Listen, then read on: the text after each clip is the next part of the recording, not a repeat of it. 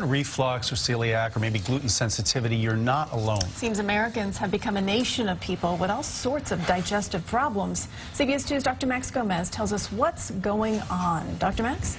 Well, Christine, you know, the online doctors search and booking site, Amino, examined their database of nearly 6 million people to come up with what they call America's gut check.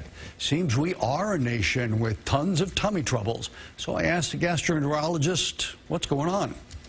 Certainly more people are now going to the doctor for a variety of gastrointestinal ailments, including reflux or heartburn, stomach pain, and certainly celiac disease and gluten-related problems. Dr. Benjamin Lebwall, a celiac disease expert not connected to Amino, says that studies of blood stored for decades prove that there really is more celiac disease now, an autoimmune disorder that attacks the lining of the intestines.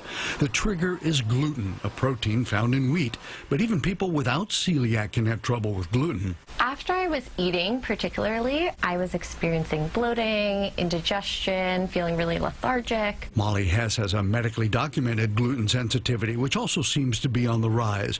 There are various theories about why that and celiac are going up. There's something in the environment that is triggering celiac disease. Perhaps it's some dietary change in recent decades, but perhaps it's something like increased antibiotic use in recent decades. Then there's the acid reflux epidemic, as evidenced by the huge numbers of people taking all sorts of acid-blocking drugs. This could be in part due to our changing stomachs. This is a consequence of changes in our diet, and it also could be due to the fact that our stomachs no longer harbor a certain common bacteria that used to live in most of our stomachs. But that same bacterium can cause ulcers, so it's a tough choice. As for celiac and gluten, avoiding gluten can ease symptoms. I would say cutting gluten out of my diet has really helped my energy levels, it's helped my digestion, things like that.